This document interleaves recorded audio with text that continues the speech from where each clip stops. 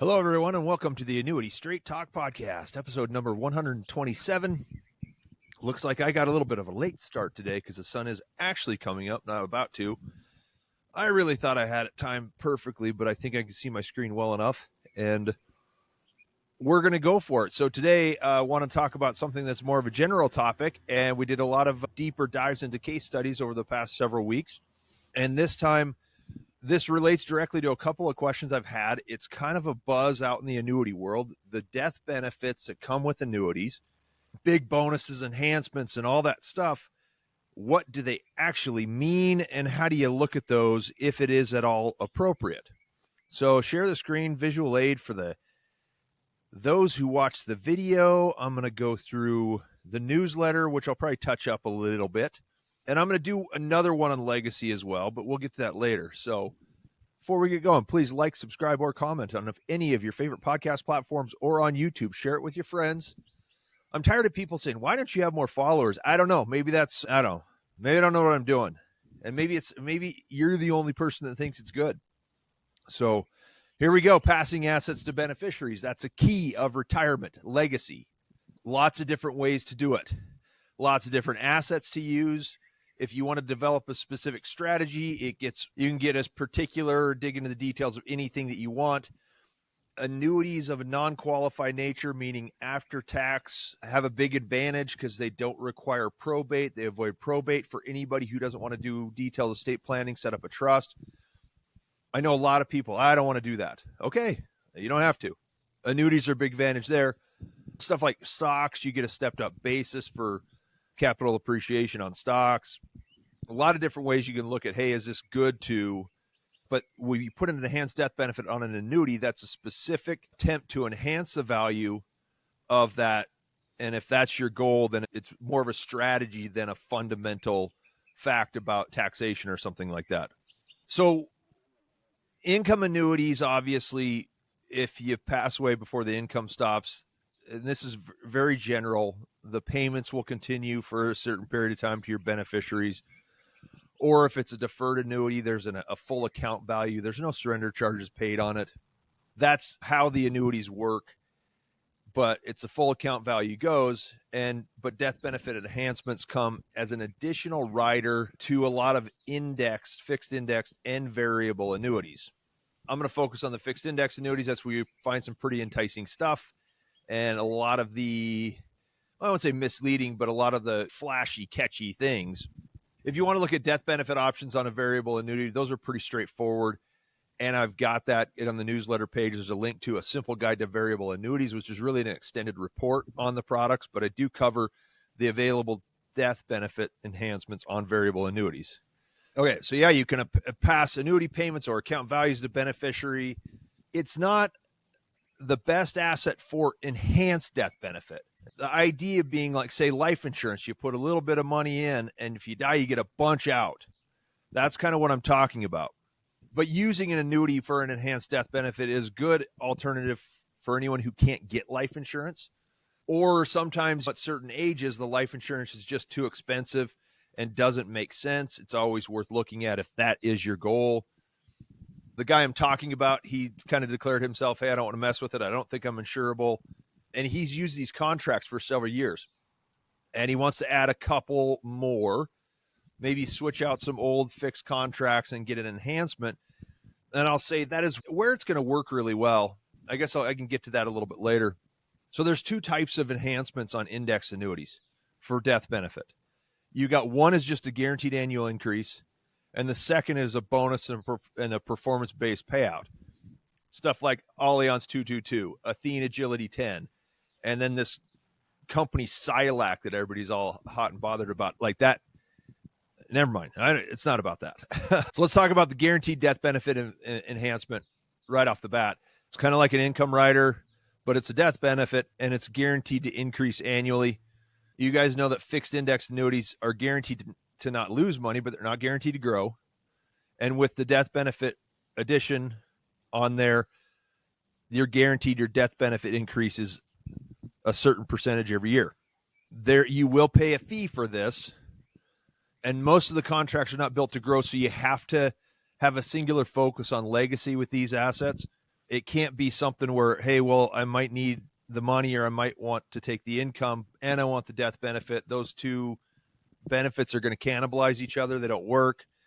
It doesn't work with money from an IRA because you got to take RMDs and you're paying a fee only to lose the enhancement on the money you pull out. So it defeats the purpose. It's a waste of money. Even though I've had seen people do that, kind of expect a call from one guy a few years ago. Oh, I got to have this, but I had to take his RMDs. So what benefit is there? You're paying money for nothing. So I'm going to give you an example. Assume a fee of 1%. Now, anybody out there, this is not a quote of, this is based on generally a specific product. I looked at a couple of them. It's not a rate shopping deal. I'm not doing a product review. I'm just giving you a general example of something that is about what you might see. 1% fee, initial purchase of $100,000, 7% annual growth on the death benefit. If the index annuity doesn't grow, this is hypothetical, in the first year, the fee comes out of the contract to leave you with $99,000 in cash and a death benefit of $107,000. Simple. So it's a guaranteed increase for your heirs no matter what happens with the contract. This is just one single product I look at, and in this case, the 7% is simple interest compounding, and they give you a maximum term of 15 years. There's always a cap on it. So the initial purchase is capped at 205% for the death benefit. That would be $205,000 in this case. As with all insurance, it'd be most beneficial in terms of money for the contracted owner to die well before the end of that 15-year term. If you think about it, doubling your money over a 15-year period creates an actual yield of less than 5%, so it may not be as good as it seems. Would be good if death is expected in that 3 to 5 year term. Maybe that's better. I want to talk about when it's good to die. But if that's why you're buying it, that's where the value is. In that case, maybe just use a MIGA. Don't pay the fee. Then you can do other stuff with it and you get as good a death benefit. So that's why I consider these to be kind of obscure. And I don't understand. I never really push for people to buy them because we're trying to do other stuff. It's like income, RMDs, taxes, stuff like that. I mean, if you really want to park your money somewhere, you got to look at some other options too. So there are 125 of these products with a death benefit enhancement that are on the market. I'm not quoting the best deal. I didn't have the appetite to go dig through them and see which ones. But I suppose if anybody really wants to look at it, give me a call. I'll look at 5 or 6 of them instead of just 2. Okay, here's the one everybody knows about. Bonus with performance-based death benefit. It's a selling point for a lot of big bonus products. We are going to poke a hole in it a little bit. You got free income riders, huge bonuses, sell a lot of annuities. Allianz, Athene, people call, 40%, 45%. Free money, right? So this guy's done it before. He knows the game. He's actually had an Allianz 222 for 10 years. And he's so-so on it. He's not going to get scammed because he's going to look at this the right way. And so the way it works is you can take the cash value of the contract as a lump sum, or you can take the enhanced death benefit that includes the bonuses in equal annual payments over 5 years. As an example, this is very basic. If the contract owner dies when the contract is worth $120,000 and the death benefit base is $150,000, the beneficiary can take $120,000 right away or $30,000 annually over 5 years. It would actually be 4 years, like one now, and at the end of year 1, 2, 3, 4. You don't get the 150, you get $30,000 a year for 5 years. There's a lot of people that buy these contracts for this purpose, but it doesn't mean your beneficiary will elect the larger payout.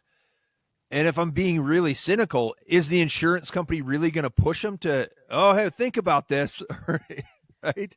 So you have to have some sort of trust and a trustee that's not related to it to actually enforce it, if that's really what you want to do, but is it worthwhile?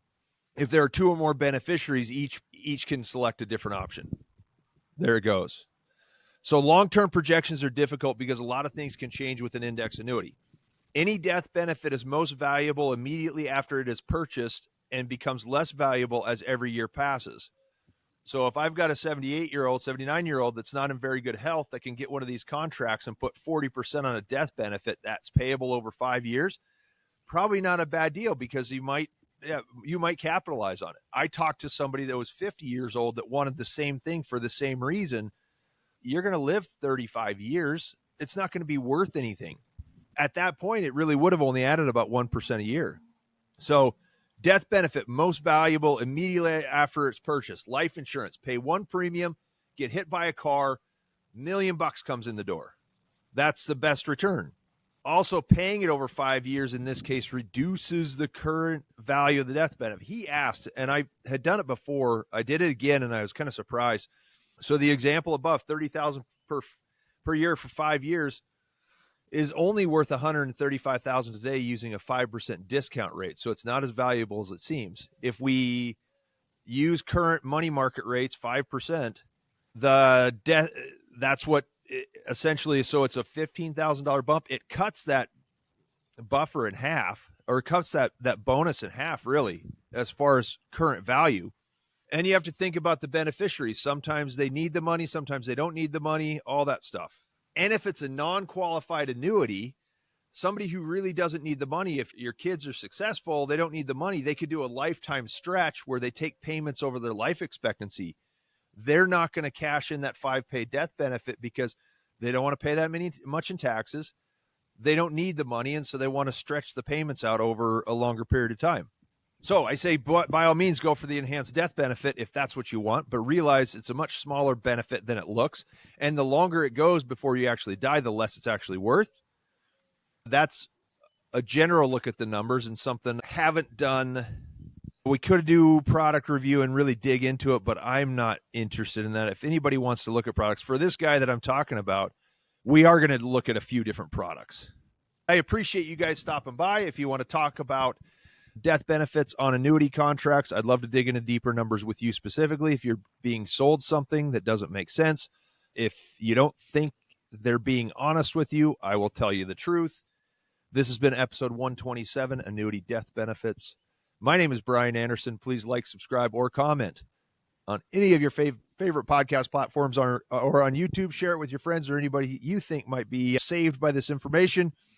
Make an appointment if you want to chat. Top right corner, any page, Talk.Com. Schedule a call. Look forward to seeing you guys next week with a follow-up on this that's going to talk about some real legacy planning. You guys have a great day. Thanks so much, and I'll see you next week. Okay, bye.